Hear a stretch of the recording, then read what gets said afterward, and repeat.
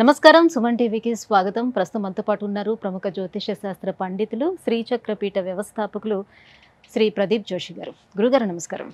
శ్రీమాత్రే నమః. గురుగారు, చాలామంది జాతకాలు, ఈ జ్యోతిష్యాలు అని అంటే వట్టి బూటకాలను నమ్మే వాళ్ళు మనలో చాలామంది ఉన్నారు. సో అలాంటి వారి కోసం ఇవాళ వాళ్ళకి రుజువు చేసేటువంటి ఆధారాలతో సైతం ఒక టాపిక్ని మాట్లాడాలనుకుంటున్నాను. జూన్ 6వ తారీఖున మీరు చెప్పారు పంచగ్రహ కూటమి ఇది వస్తుంది, ఈ పంచగ్రహ కూటమి వల్ల ప్రకృతి వైపరీత్యాలు ఏర్పడతాయి అని చెప్పారు. అదేవిధంగా కేదార్నాథ్ వంటి క్షేత్రాల్లో కూడా ఇంతకుముందే ఎలా అయితే 2013లో జరిగిందో అదే మాదిరిగా ఫ్లడ్స్ కూడా వస్తాయని చెప్పారు. సో అలానే ఈసారి జరిగింది, అదే రకంగా జరిగింది. సో దానికి సంబంధించినటువంటి క్లిప్పింగ్స్ ఒకసారి మనం చూసిన తర్వాత టాపిక్లోకి వెళ్దాం. 16 జూన్ 2013వ తారీఖు ఈ కాంబినేషన్ మిథున రాశిలో సంభవించింది. అప్పుడు భయంకరమైనటువంటి విపత్తులు అనేటివి జరిగాయి. 2013లో మనకి కేదార్నాథ్ ఫ్లడ్స్ కనుక చూసుకొని ఉంటే కనుక 2013లో కేదార్నాథ్లో భయంకరమైన ఫ్లడ్స్ వచ్చాయి. ఆ తర్వాత ఈ కాంబినేషన్ మళ్ళీ ఇప్పుడు ఈ జూన్ 6వ తారీఖు వస్తుంది.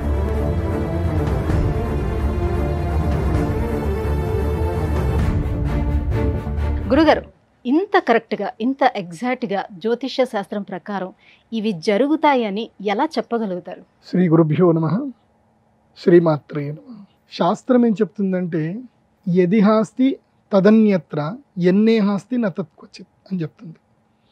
అంటే ఇక్కడ లేనిది ప్రపంచంలో ఎక్కడ లేదు, ప్రపంచంలో ఏదైనా ఉంది అంటే అదంతా కూడా ఇక్కడే ఉంది అని చెప్తుంది. అంటే శాస్త్రంలోనే అన్నీ ఉంటాయి.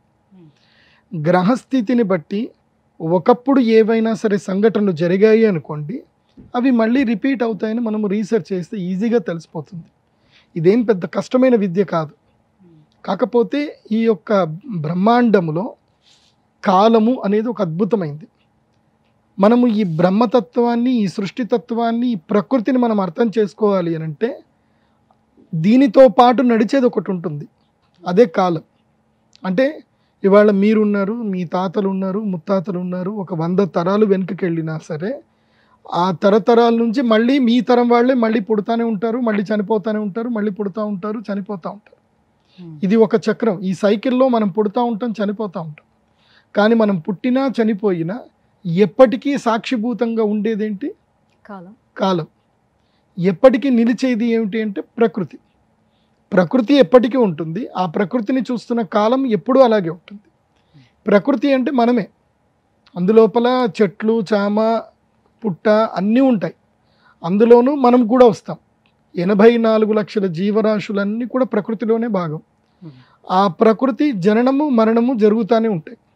కానీ జననము మరణము లేనిది ఏమిటంటే సాక్షిభూతమైనది కాలం. ప్రకృతికి కాలానికి మధ్యన అనుసంధానం చేయగలిగేది ఒకటే, అది ఏమిటంటే గ్రహస్థితి. అంటే ఈ గ్రహాలు ఎప్పటికీ అలాగే ఉంటాయి, ఆ గ్రహస్థితి ఎప్పటికీ అలాగే ఉంటుంది. ఆ గ్రహస్థితిని మనం క్యాలిక్యులేషన్ వేసుకొని మనము భవిష్యత్ తరాలకు గనక ఈ జ్ఞానాన్ని కరెక్ట్గా అందించగలిగితే పలానా గ్రహస్థితి వచ్చినప్పుడు పలానా విపత్తు ఏర్పడింది అని మనకి ఎప్పుడైతే తెలుస్తుందో మళ్ళీ భవిష్యత్తులో ఆ గ్రహస్థితి ఎప్పుడు రాబోతుంది అనేది కూడా మనం క్యాలిక్యులేషన్ వేసుకొని తెలుసుకోవచ్చు. సో ఆ క్యాలిక్యులేషన్ వేసుకొని భవిష్యత్తులో ఎప్పుడెప్పుడు ఏ ఏ విపత్తులు వస్తాయి కూడా మనకి ఈజీగా తెలిసిపోతాయి. ఇప్పుడు నేను కేదార్నాథ్లో కానీ ఉత్తరాఖండ్లో కానీ ఈ వరదలు వస్తున్నాయని చెప్పి నేను చాలా సులభంగా కంఠాబద్ధంగా చెప్పాను. అస్సాంలో కూడా వరదలు వస్తాయని చెప్పి నేను ఆల్రెడీ మొన్న పంచగ్రహ కూటమి వచ్చినప్పుడే చెప్పాను. దానికి ముందే ఇది మన ఉగాది పంచాంగ శ్రవణం అప్పుడు కూడా చెప్పాను. చెప్పినప్పుడు అందరు కూడా ఏదో అని అనుకొని ఉంటారు. ఎందుకోసం అంటే మనిషి యొక్క సహజ లక్షణం ఏంటంటే ఒప్పుకోడు మనిషి. ఏదైనా తన కంటితో చూసి తన వరకు వచ్చేంత వరకు ఏ మనిషి ఒప్పుకోడు. ఇప్పుడు తన వరకు వచ్చి తనకి కాలి తనకి దెబ్బ తాకితే తప్ప అవునా అని ఒప్పుకోడు. అందులోనూ హిందువులైతే మరీ దారుణం. హిందువులలో ఒక వెర్రి ఉంటుంది అన్నమాట. ఇప్పుడు ఉదాహరణకి కాశ్మీర్లో కాశ్మీర్ పండితులందరినీ ఊచకోత కోసారు అనేది నిజం. ఇది ఇప్పటికీ వాళ్ళు వాస్తవం గ్రహించరు. ఇప్పుడు జై మా కాళీ అని ఒక సినిమా వస్తుంది. 1946లో ఇదే ఊచకోత బెంగాల్లో కూడా జరిగింది. అది ఇప్పటికీ హిందువులకు ఎవరికి తెలియదు. అయినా వాళ్ళు నమ్మరు. అవన్నీ అబద్ధాలేమో, జరిగితే జరిగింది, మనం ఏం చేస్తాం, నిమ్మకు నీరెత్తినట్టు ఉంటారు అనమాట. అదేవిధంగా మన దేవాలయాలన్నీ కూడా నాశనం అయిపోయాయి. ఇప్పటికి మనం ఏదైనా దేవాలయం పోతే విగ్రహాలన్నీ పలగొట్టినవి, మంచి మంచి విగ్రహాలు ఉంటాయి, అందమైన శిల్పాలు ఉంటాయి, అన్నీ పగలగొట్టినవి ఉంటాయి. అవి చూసినా సరే మన వాళ్ళకి జ్ఞానం రాదు. సో అందులోపల మూర్ఖులు అనమాట కొంతమంది ఉంటారు, మూర్ఖత్వులు కొంత ఉంటారు. ఆ నిద్రపోయే వాళ్ళని మనం ఏం చేయలేం మనం. కానీ కొంతమంది భగవద్ అనుగ్రహం వల్ల కొంతమందికి జ్ఞానం వస్తుంది. భవిష్యత్తు ఇది ఇలా ఉండబోతుంది, కాబట్టి భవిష్యత్తు అంటే ఏమిటి అంటే కాలం ఇలా ఉండబోతుంది. సో ప్రకృతిని మనం సరిగ్గా కాపాడుకోగలిగితే మన భవిష్యత్తు బాగుంటుంది. సో కాలము, ప్రకృతి, గ్రహస్థితితోటి కాలాన్ని గణించుకోవాలి. అలాగే గణించిన కాలాన్ని బట్టి వచ్చే విపత్తులను చూసుకొని ప్రకృతిని మనం కాపాడుకోవాలి.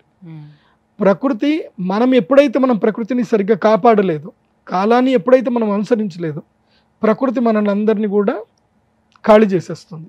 ఎవరెవరిని లేపేయాలో, ఎవరెవరిని పక్కన పడేయాలో ప్రకృతి తన పని తాను చేసుకుంటూ వెళుతుంది. సో ఆ ప్రకృతి తత్వాన్ని, కాలతత్వాన్ని, గ్రహస్థితిని బట్టి అర్థం చేసుకుంటూ మానవ మనుగడను కాపాడుకుంటూ ముందుకు వెళ్ళడమే జ్యోతిష్యం యొక్క ప్రధాన లక్ష్యం. ఇప్పుడు నేను కూడా జ్యోతిష్యం చెప్పేది ఏదో నేను గొప్ప అని చెప్పుకోవడానికి ఎప్పుడు చెప్పాను. కానీ జ్యోతిష శాస్త్రం అనేది ఒకటే ఉంటుంది కదా గురువు గారు. కానీ ఎందుకని అందరూ ఒక రకంగా చెప్పలేరు అని, ఎందుకని ఎగ్జాక్ట్గా అందరూ అంచనా వేసి చెప్పలేకపోతున్నారు? ఒకటి ముఖే సరస్వతి అని శాస్త్రం చెప్తుంది. అంటే ఉదాహరణకి 4 గుడ్డివాళ్ళు ఉన్నారు, వాళ్ళు ఏనుగు దగ్గరికి వచ్చారట. ఒకడేమో ఏనుగు తోక పట్టుకున్నాడట, వాడు అన్నాడట ఇది పాము అని అంటున్నాడట. ఇంకోడేమో ఏనుగు తొండం పట్టుకున్నాడట, ఇది మామూలు పాము కాదు, ఇది కొండ చిలువ అన్నాడట. ఇంకోటి వచ్చేసి కాలు పట్టుకున్నాడట, లేదు మనం ఒక స్తంభం దగ్గర ఉన్నాము అంటాడట. ఇంకొకటి ఇది ఏనుగే అని అంటున్నాడట. సో ఒక్కొక్కళ్ళకి ఒక్కొక్క విధంగా వాళ్ళు perception, the way of perception. శాస్త్రం ఏం చెప్తుంది అని అంటే ముఖే సరస్వతి, అందరి ముఖములు యందు కూడా సరస్వతీదేవి ఉంది అని చెప్తారు. సో ఒక్కొక్కళ్ళు వాళ్ళ పరిశోధన బట్టి వాళ్ళు చెప్తారు. కానీ నేను ప్రేక్షకులకి చెప్పేది ఏంటంటే 100కి మన కాలంలో మనం చూస్తున్న దగ్గర 100లో కేవలము ఒక 20 మంది 10 మంది మాత్రమే జ్ఞానవంతులు ఉంటారు. మిగతా 80 మంది విదూషకులే ఉంటారు. మీరు ఎక్కడికైనా వెళ్ళండి, ఏ ప్రదేశంకైనా వెళ్ళండి, ఏదైనా ఒక స్కూల్కి వెళ్ళండి, ఆ స్కూల్లో కూడా మాస్టర్లు ఉంటారు. కానీ ది బెస్ట్ మాస్టర్ ఎవరు అంటే ఒక్కళ్ళే అందరూ చెప్తారు, ఒక్కళ్ళు 2 పేర్లు చెప్తారు. మిగతా వాళ్ళందరూ వరస్ట్ అని అంటే కాదు, కానీ వాళ్ళు ది బెస్ట్ అని నిరూపించుకోలేకపోతున్నారు, అంతకుమించి ఏం లేదు. కాకపోతే శాస్త్ర ప్రవక్తల్లో చాలామంది రీసెర్చ్ ఎక్కువగా చేయాల్సింది ఉంటుంది.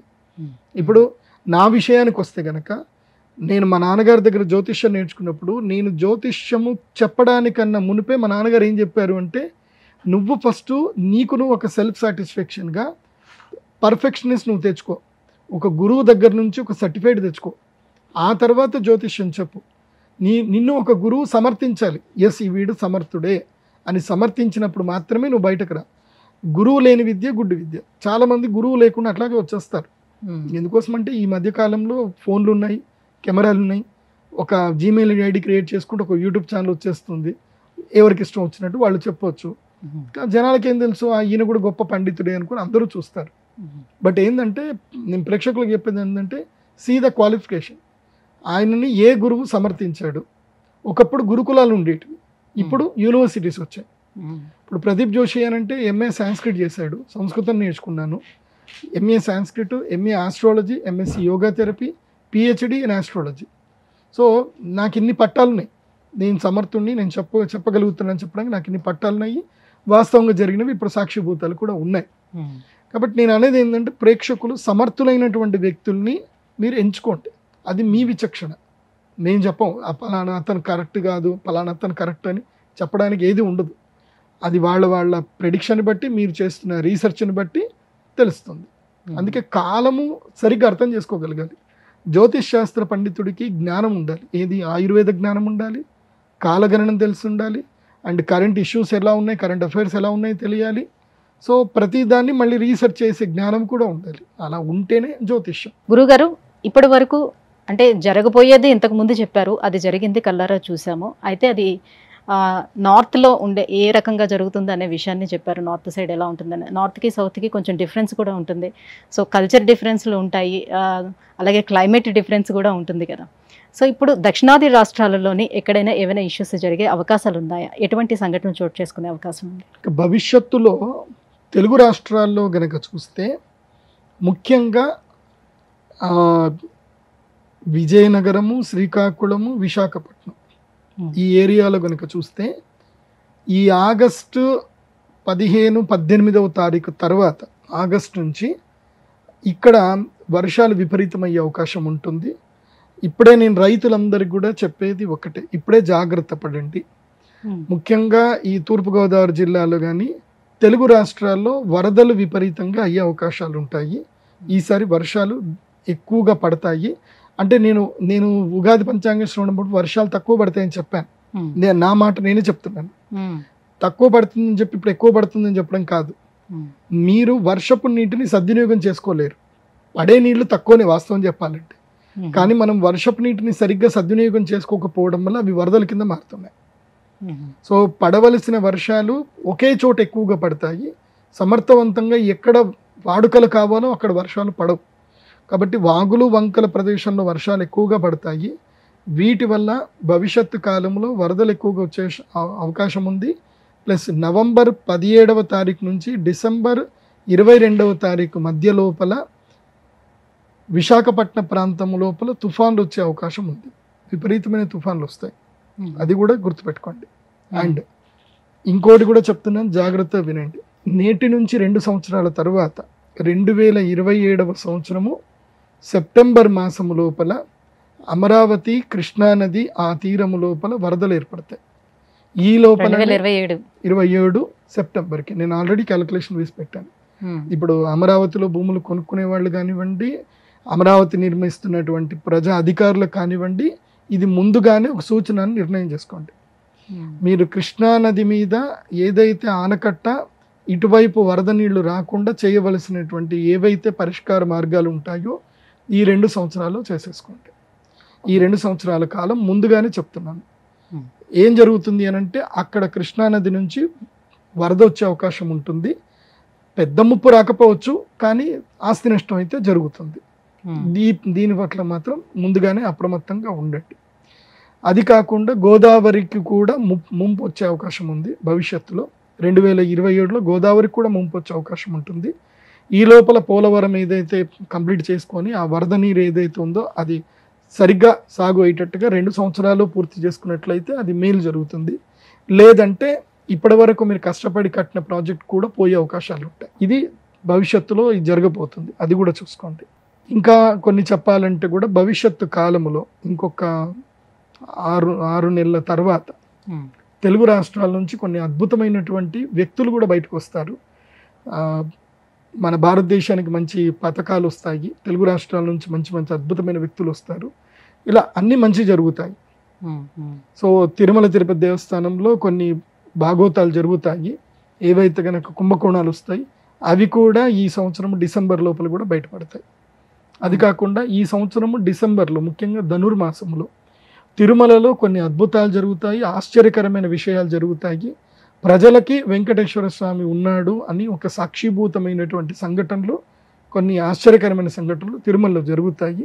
అవి అందరూ కూడా చూస్తారు. ఇవి భవిష్యత్తులో జరగబోయే అద్భుతాలు. గురుగారు, ఇప్పటి వరకు మీరు చెప్పినవన్నీ జరుగుతూనే వచ్చాయి. సో ఇకపై జరగబోయే ఏంటి అని చెప్పారు కాబట్టి ఇవన్నీ గ్రహించి వాళ్ళు కొంత జాగరూకతతోటి వెళ్తే వాళ్ళ సేవ అయ్యే అవకాశాలు కూడా ఉండొచ్చు. మేము కృష్ణా నదికి కరకట్ట అయితే పెద్దగా కట్టి పెట్టండి. ఇప్పుడే చెప్తున్నాను, 18 అడుగులు 20 అడుగుల పైన కరకట్ట కట్టి పెట్టండి. అంటే ఇటువైపు రాకుండా, రాజధాని వైపు వరద నీరు రాకుండా ఇప్పుడే జాగ్రత్త పడండి. ఇలాంటి సంఘటనల వల్ల జ్యోతిష్య శాస్త్రం అనేది ఉంది, ఇది శాశ్వతం, నిజం అని నమ్మే విధంగా మీలాంటి గురువులు తెలియజేయడం వల్ల మాకు తెలుస్తుంది. గురుగారు, ధన్యవాదాలు. శ్రీమాత్రే నమః.